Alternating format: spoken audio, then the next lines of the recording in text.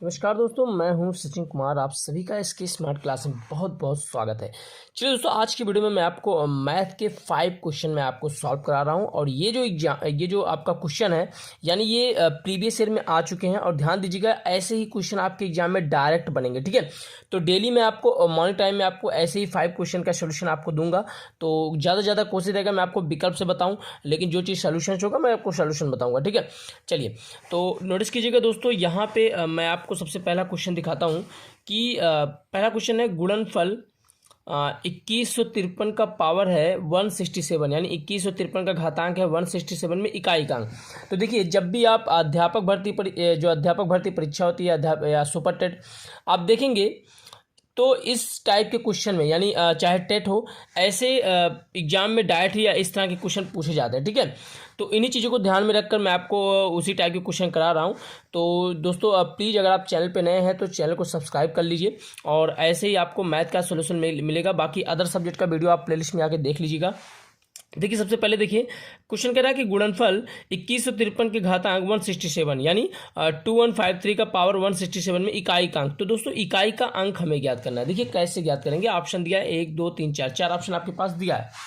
देखिए, होता क्या है, जब भी इकाई का अंक, सबसे पहले इकाई का अंक जान लीजिए। मान लीजिए आपके पास एक संख्या है 1241, तो इसमें आपका इकाई का अंक क्या है? इकाई का अंक 1 है ना। क्यों इकाई का अंक भाई? इकाई, दहाई, सैकड़ा, हजार, क्योंकि हम ऐसे ही पढ़ते ना, 1 10 100 1000, तो यही आपका इकाई है।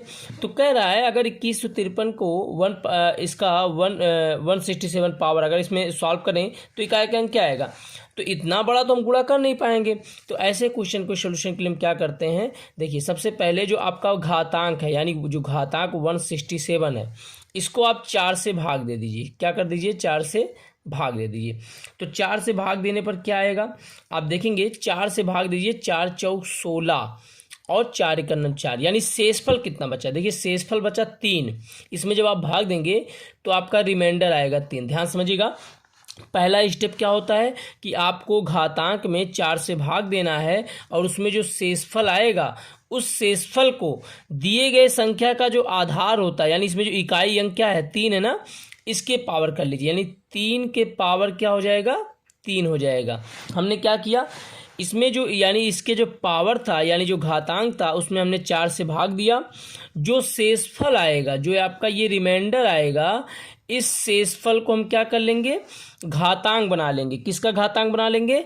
ये जो हमारा बेस है, यानी जो आधार है ये संख्या, इस संख्या का जो इकाई अंक है, तो इकाई अंक क्या है? 3 है। इसका हमने यहाँ पे ऐसे घातांक बना लिया। अब इसको सॉल्व कर लीजिए। 3 त्रिका 9 3 27, 3 के पावर 3 का मतलब क्या होता है कि 3 को 3 बार मल्टीप्लाई करिए, और आंसर आ गया हमारा 27, यानी इकाई का अंक हमारा इस 27 में क्या है? 7 है। क्या है? 7। तो आंसर हमारा हो जाएगा 7। तो ये हमारा आंसर 7 हो गया। तो ऐसे ही क्वेश्चन, आपको कोई भी संख्या हो दोस्तों, जब भी इस तरह का क्वेश्चन हो, इकाई का अंक ज्ञात करना है और घातांक में, तो सबसे पहला काम, आप घातांक को 4 से भाग दीजिएगा। जो शेषफल आए उस शेषफल को इसमें इकाई का अंक जो होगा उसका घातांक बना के सॉल्व कर लीजिएगा। जो इसमें इकाई का अंक आएगा वही आपका आंसर हो जाएगा, ठीक है। इसी तरह आपको सॉल्व करना है। चलिए, अब मैं आपको क्वेश्चन नंबर 2 बताता हूं। देखिए, यहाँ पे कह रहा है जेड का मान, क्या कह रहा है? जेड का मान ज्ञात कीजिए यदि संख्या 417 Z8 9 से विभाज्य है। तो आपको बता दें कि ये जो टॉपिक है, ये टॉपिक किसको कवर कर रहा है? ये टॉपिक आपका विभाज्यता के नियम को कवर कर रहा है। आपको पता ना कि आपके टेट और सुपर टेट में क्वेश्चन विभाज्यता के नियम से पूछा जाता है ना। तो ये जो देखिए, पहली चीज, जेड का मान ज्ञात कीजिए। यह संख्या 417 Z8, यानी जेड के स्थान पे क्या आ जाएगा? तो आपको पता है कि आपको ये पता होना चाहिए कि 9 का विभाज्यता का नियम है ना। 9 से विभाज्यता का नियम आपको पता होना चाहिए। तो कैसे पता होगा? देखिए, आपको मैं बता दूं, एक होता है 3 और एक होता है 9। आपको पता है 9 का फैक्टर, यानी 9 का गुणनफल 3 है। तो इसलिए जो चीज़ 3 में लागू होगा वही चीज़ 9 में लागू होगा। तो 9 या 3 का जो विभाज्यता का नियम ये कहता है कि दिए गए संख्याओं को जोड़ लीजिए। अगर जोड़ने पर संख्या 9 से कट जाएगी तो समझ लीजिए वो संख्या 9 से कट जाएगी। यानी क्या क्या मैंने कि दिए गए संख्याओं को जोड़ लीजिए। अगर वो संख्या 9 से कट गई जोड़ने पर, तो समझ लीजिए 9 से भी वो भाग हो जाएगी, पूरी कट जाएगी। देखिए कैसे, 4 है, 1 है, 7 है, Z है, 8 है। तो जोड़िए, 4 1 5 7 5 7 5 12 12 8 20। अब मुझे बताइए, जोड़ने पर 20 आ गया, तो 20 आ गया, 20 तो कटेगा नहीं, लेकिन क्यों? क्योंकि अभी यहाँ पे जेड है, तो जेड के स्थान पे मैं क्या रखना है? तो चलिए देखिए, अगर मैं जेड के स्थान पे 1 रख दूं तो 20 1 21, तो 9 से कटेगा? नहीं कटेगा। चलिए, अगर मैं जेड के स्थान पे यहाँ देखिए ऑप्शन क्या, ऑप्शन चूज कर लीजिए। मान लीजिए मैंने यहाँ पे क्या किया, मान लीजिए यहाँ पे मैंने 20 में 6 जोड़ दिया, तो 20 6 26 हो गया। 26 कटेगा? 9 से नहीं कटेगा। अब मान लीजिए मैंने आपको 7 से 7 ऐड कर दिया, 20 प्लस 7 ऐड कर दिया, तो हो गया 27। तो 27 9 से कटेगा? जी बिल्कुल कट जाएगा, 9 3 27। यानी इस जेड के स्थान पे अगर हम 7 रख दें, जेड के स्थान पे अगर हम 7 रख दें, तो हमारा क्या हो जाएगा? वो हमारा हो जाएगा, यानी पूरी 9 से कट जाएगी, यानी आंसर हमारा क्या हो जाएगा? 7। क्या हो जाएगा? 7 हो जाएगा। तो ऐसे ही आप जो है यहाँ पे इसको सॉल्व कर सकते हैं, ठीक है। ये हमारा आंसर क्या हो जाएगा? 7 हो जाएगा। चलिए, तो दूसरा आपने देखा किस तरह से आपने विकल्प से सॉल्व किया।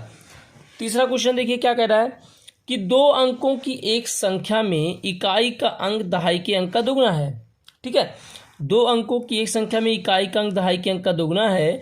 यदि संख्या में 27 जोड़ दें तो अंकों का स्थान आपस में बदल जाता है, वह संख्या है। अब देखिए, ऐसे क्वेश्चन को इतना बड़ा आपने देखा तो आपको बड़ा टफ लगा, जबकि आसान है, बहुत आसान है। आपको कुछ करना नहीं, मैं आपको बता देता हूँ तरीका। जब भी इस तरह के क्वेश्चन आए तो सबसे पहले आपको क्या करना है जानते हैं? आपको ऑप्शन देखना है, ऑप्शन, और इसी विकल्प से आपको सॉल्व करना है। कैसे सॉल्व करेंगे देखिए।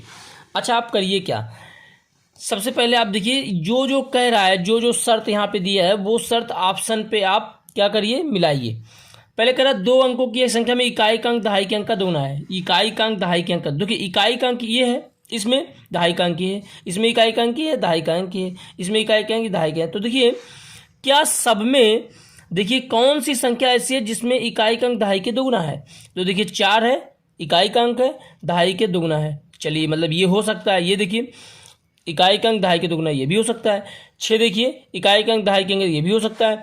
तो जब ये सब हो सकता है तो चलिए दूसरे वाले हम टर्म पे आते हैं। कह रहा है यदि संख्या में 27 जोड़ दें तो अंकों का स्थान आपस में बदल जाता है। तो इसमें पहले देखिए, मान लीजिए 24 है, कह रहा है अगर इसमें 27 जोड़ दें तो 4 इधर आ जाए और 2 इधर आ जाए, यानी दोनों संख्या इधर उधर हो जाए, मतलब अपना स्थान चेंज कर दें। तो मान लीजिए 24 में हमने 27 जोड़ दिया, तो देखिए कितना आएगा? 24 27 24 कितना आ गया? 51 आया। तो क्या ऐसा हुआ कि 2 इधर आ गया 4 इधर आ गया? नहीं आया ना, नहीं आया। इसका मतलब ये हुआ कि ये हमारा ऑप्शन गलत है। इसमें देखिए 12 है, तो 12 में आप 27 जोड़िए, कितना आ जाएगा? 12 में 27 जोड़िए अगर आप, 27 12 कितना हो जाएगा? 39 हो जाएगा। तो क्या ऐसा हुआ कि दोनों संख्या आपस में बदल गया? नहीं हुआ। चलिए, ये भी गलत हुआ। अब देखिए क्या करना है। इसमें देखिए 36 है, 36 में आप 27 जोड़िए। अगर मैं 36 में 27 जोड़ दूं तो 7 6 13 लगाए, 3 2 5 1 6, देखिए 63 हो गया। आप देखिए 6 यहाँ आ गया, 3 यहाँ आ गया। तो बिल्कुल वही चीज़ हुआ कि यदि संख्या में 27 हो तो अंकों का स्थान आपस में बदल जाता है। तो देखिए आपस में बदल गया, यानी हमारा आंसर यही होगा 36। और हमने क्या किया, बिना सोल्यूशन के हमने विकल्प से सॉल्व कर लिया। तो दोस्तों ऐसे क्वेश्चन को हम ऐसे ही सॉल्व करते हैं और यहाँ पे हमारा आंसर आ गया। तो इसमें मुझे कुछ करना नहीं पड़ा, बस मैथ में आप जैसा क्वेश्चन कह रहा है उसी हिसाब से करते जाइए। यही मैथ का सबसे मतलब सॉल्व करने का सबसे आसान तरीका होता है, क्योंकि मैथ का क्वेश्चन जिसने समझ लिया तो मान चलिए कि 99% क्वेश्चन आपका वहीं से सॉल्व हो गया, ठीक है, अगर आप मैथ का क्वेश्चन समझ लिए। चलिए क्वेश्चन नंबर 4 की बात कर लेते हैं। तो क्वेश्चन नंबर 4 देखिए, मैं आपको बता देता हूँ, यहाँ देखिए। चलिए, तो क्वेश्चन नंबर 4 में क्या कह रहा है? क्वेश्चन नंबर 4 कह रहा है कि सही कथन है। देखिए ऐसे भी क्वेश्चन आपकी एग्जाम में डायरेक्ट पूछते हैं। कह रहा निम्नलिखित में सही कथन क्या है? तो आप बताइए। कह रहा है सबसे छोटी अभाज्य संख्या 1 है। तो बताइए क्या सबसे छोटी अभाज्य संख्या 1 है? तो सबसे पहले मैं आपको अभाज्य संख्या बता देता हूँ। भाई अभाज्य संख्या क्या है? इसको हम इंग्लिश में प्राइम नंबर भी बोलते हैं, प्राइम नंबर। तो अभाज्य संख्या क्या होती है? देखिए अभाज्य संख्या वो संख्या होती है जो किसी से ना कटे। बस सिंपल बता दे रहा हूँ, जो किसी से भी ना कटे वो अभाज्य संख्या होती है। या ऐसे समझो, जो किसी से ना कटकर या तो स्वयं से कटे या तो 1 से कटे, यानी इसके केवल और केवल 2 गुणनखंड होते हैं। ध्यान समझिएगा, कोई भी संख्या, मान लीजिए संख्या x है और ये x अभाज्य संख्या तभी होगी जब ये या तो स्वयं से कटे या तो 1 से कटे। तभी ये अभाज्य संख्या मानी जाएगी।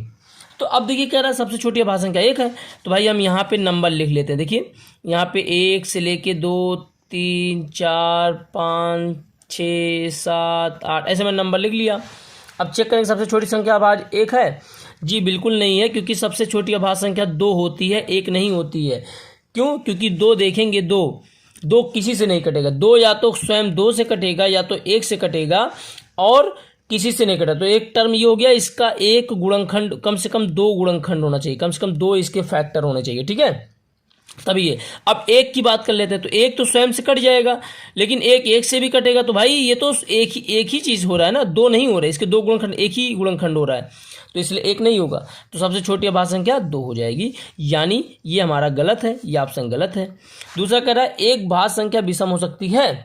तो देखिए भाज्य संख्या विषम हो सकती है, तो अभी हमने देखा कि भाज्य संख्या तुम्हारा 2 है, ये तो सम है, तो और कौन सी भाज्य संख्या होगी? देखिए 3 भाज्य संख्या की नहीं है, बताइए, 1 मिनट, सॉरी, यहाँ भाज्य की बात कर रहा है, कह रहा है एक भाज्य संख्या विषम। तो देखिए अभी हमने अभाज्य बताया, तो भाज्य क्या होगा? तो भाज्य का मतलब ये होता है जो जिनके 2 से ज़्यादा गुणनखंड हो। क्या हो? 2 से ज़्यादा गुणनखंड हो। तो 2 से ज़्यादा मतलब जैसे मान लीजिए आपका 3 है, तो 3 तो अभाज्य संख्या है, क्योंकि 3 का 2 ही गुणनखंड है, या तो 1 या तो 3 स्वयं से कटेगा, और किसने कटेगा? हाँ, अब देखिए मैंने यहाँ पे 9 लिया, 9, अगर मैंने 9 लिया तो 9 देखिए एक विषम संख्या है, और विषम संख्या क्या है? ये भाज्य संख्या। देखिए ये 3 से कटेगा, 9 से स्वयं से भी कटेगा, 1 से भी कटेगा, 2 से ज़्यादा गुणनखंड है, और 2 से ज़्यादा गुणनखंड होने के नाते ये एक विषम, ये देखिए एक विषम संख्या है, तो यानी एक भाज्य संख्या विषम हो सकती है, यही आपका क्या है? सही है, ठीक है, ये आपने टिक कर दिया। अब बाकी आपका जो है यहाँ पे कोई ऑप्शन नहीं देखना है, लेकिन मैं आपको बता दे रहा हूँ, कह रहा कोई सम अभाज्य संख्या नहीं है, कोई सम अभाज्य संख्या नहीं। भाई ये गलत है, क्यों? क्योंकि 2 तो एक सम संख्या है, और ये अभाज्य संख्या भी है, तो यानी ये ऑप्शन गलत है, ठीक है। अब कह रहा 2 अभाज्य संख्याओं का योगफल सदैव अभाज्य संख्या होगा। भाई ऐसे कैसे होगा? 2 अभाज्य संख्या की अगर मैं बात करूं, सदैव अभाज्य क्या? अभाज्य भी होगा। कैसे? मान लीजिए 2 अभाज्य संख्या हमने ले लिया, मान लीजिए हमने ले लिया 3 ले लिया, और एक अभाज्य संख्या हमने 7 ले लिया, ये भी एक अभाज्य है, ये भी एक अभाज्य है। देखिए 3 जो है ये भी अभाज्य, 7 है, तो 2 अभाज्य संख्याओं को अगर हम जोड़ें तो आ गया हमारा, क्या आ गया? 10 नंबर, मतलब 10 आ गया आंसर।